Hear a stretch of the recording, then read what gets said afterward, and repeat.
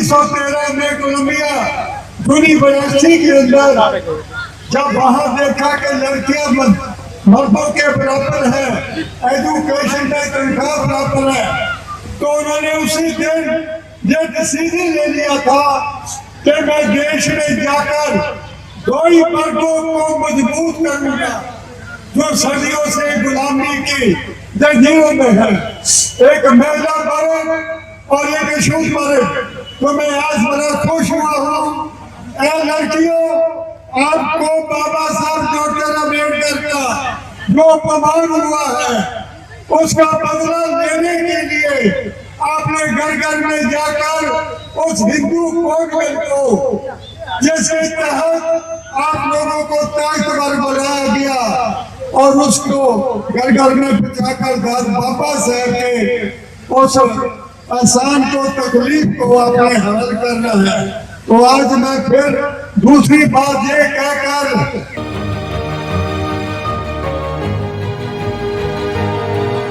मैं, क्योंकि मुझे टाइम नहीं मिला, क्योंकि मैं आपको कुछ बहुत बताने वाला था, तो आज मैं आप लोगों से इतना कह दूं कि 1955 में 56 में मैंने बाबा साहब की एक स्पीच सुनी थी।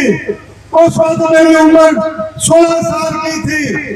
डॉक्टर अम्बेडकर ने कहा, आज देश की ऊंची जाति कहलाने वाले लोगों, मेरे मुकाबले में पढ़ा लिखा इंसान पैदा करो। वो आज तक ना हुआ और ना कभी हुआ, और ये बहुत बड़ी ताकत आपके बीच में है। अरे बाबा साहब डॉक्टर अम्बेडकर ने और नकली बाबे सारे के सारे जेलों में बंद है। हमारे बाबा साहब का रंग रूप और उनका देखा, उनकी पर्सनैलिटी, उनको तो मैंने देखा था। आज बता दो, हमारे बाबे के मुकाबले में कोई बाबा खूबसूरत नहीं है।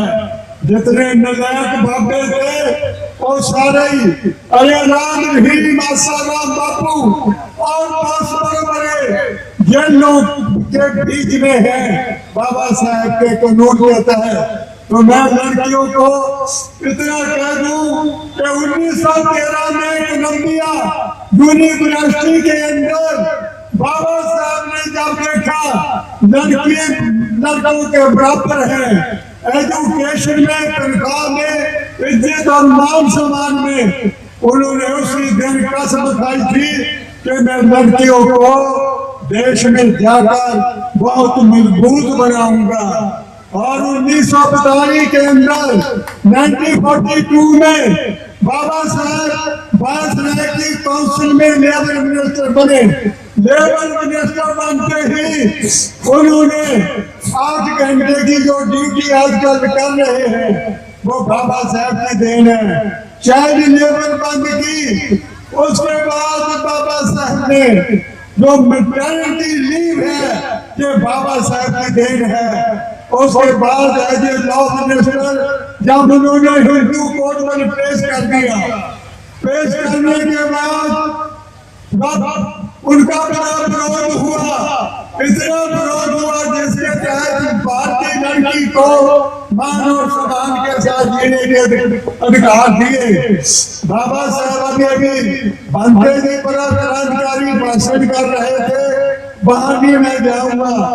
लड़कियां, आज मैं फिर बोल दूं आपको, लड़की जो जहां पर अंधविश्वास में पति परमेश्वर के लिए व्रत रखती थी करवा चौथ का, चाहे वो पति शराबी कबाबी मारे पीटे, चाहे बीमार हो, कैसा भी हो, तो भी उसके लिए व्रत रखती थी। जब मैं अमेरिका में गया, वहां पर मुझे पूछा कि लड़की तुम्हारे देश में व्रत क्यों रखती है, तो मैंने कहा लंबी उम्र के लिए। वो कहते जब लंबी उम्र के लिए व्रत रखती है तो फिर पति मरते क्यों है, वो तो मरना नहीं चाहिए। तो मेरे पास कोई जवाब नहीं था। लड़कियों, बाबा साहब ने आपके लिए इतना कष्ट, इतनी बेइज्जती सहन की है कि आपने उनकी एक एक तकलीफ को जन जन तक पहुंचाकर उनके अधूरे काम को पूरा करना है। क्योंकि मैं ज्यादा नहीं, मैं बोलने तो चाहे 15 दिन बोलता रहूं, लेकिन मुझे टाइम नहीं है। मैं आप लोगों का खासकर नेता वर्ग का बहुत आभारी हूँ, जो आज आपने गाने भी गाए, आपने जाकर वो स्पीच भी की और तरह तरह की बातें आपकी, आपके बीच में जो आवाजें मैंने सुनी है, ये आपकी आवाजें कभी कम नहीं होनी चाहिए। ये आवाजें और ऊंची ऊंची तक में आनी चाहिए, ताकि वो ये न कहे कि बाबा साहब डॉक्टर अम्बेडकर के बच्चे जो हैं वो कमजोर हैं। क्योंकि मेरे साथ राम बाबू हैं जो मेरे पास आते रहते हैं, क्योंकि मैं इनको बीबी मोरिया का बराबर समझता हूँ, क्योंकि मैंने बीबी मोरिया से बड़ा सीखा जिंदगी में, और मैं 1972 तक साथ रहा और ये मेरे साथ आते रहते हैं हर 2 दिन के बाद, और इस मिशन मूवमेंट को आगे बढ़ाते रहते हैं। मुझे बड़ी खुशी है कि ये इसी तरह इस मिशन मूवमेंट को आगे बढ़ाते रहेंगे। ज्यादा वक्त नहीं लूंगा, इसी के साथ खासकर महिला वर्ग लड़कियों के लिए बहुत ही मैं उनको आशीर्वाद देता हूँ, शुभकामनाएं देता हूँ कि आप हिंदू कोड बिल को पूरी तरह से जीवन में उतार दीजिए।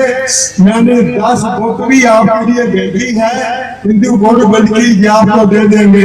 इसी के साथ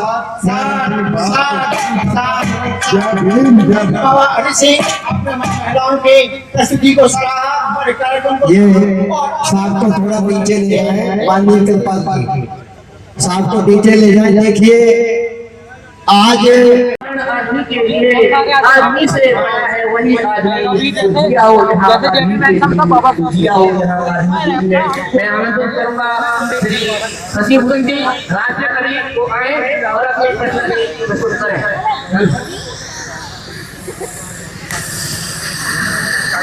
देखिए शशि भूषण जी तो है राष्ट्रीय कवि और इनके गाने मिशन मूवमेंट के लिए जाने जाते हैं, और हमारे कंधे पे ये हमारे बीच में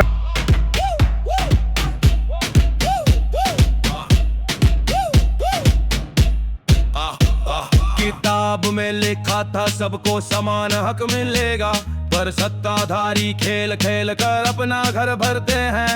गरीब की भूख पर कानूनों की मोहर लगती है, संविधान की शपथ लेकर ये सौदा करते हैं। संविधान का सौदा हर रोज हो रहा है, गरीब का खून बना है और नेता सो रहा है। न्याय की कुर्सी भी बिकने लगी बाजार में, संविधान का सौदा हर रोज हो रहा है।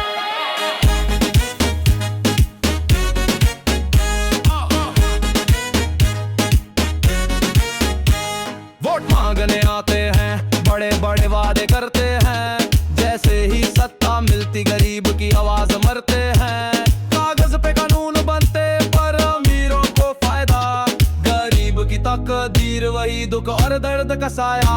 संविधान का सौदा हर रोज हो रहा है, गरीब का खून न बहे और नेता सो रहा है। न्याय की कुर्सी भी बिकने लगी बाजार में, संविधान का सौदा हर रोज हो रहा है।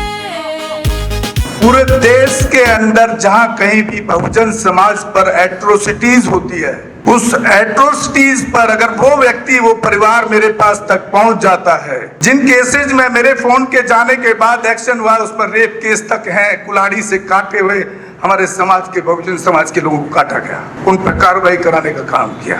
ऐसे सैकड़ों मनुवादियों को जेल भिजवा चुका हूं जो मेरे समाज पे, मेरी बहन बेटियों पर अत्याचार करते हैं। मेरे फिल्म प्रोडक्शन हाउस के अंदर अगर कोई आदमी इलेक्ट्रॉनिक मीडिया के अंदर जाना चाहता है या फिल्म लाइन में जाना चाहता है, उसको फ्री ऑफ कॉस्ट ट्रेनिंग में दे रहा हूं और देता रहूंगा। धर्म पढ़ाएंगे आपको, रामायण महाभारत गीता बाइबल और कुरान। दोस्तों आपको पढ़ना होगा भारत का संविधान। 1984 में काशीराम साहब को ज्वाइन किया मैंने, और उस टाइम में 9th क्लास में पढ़ता था। उनके उस रास्ते पे काम करता हूँ।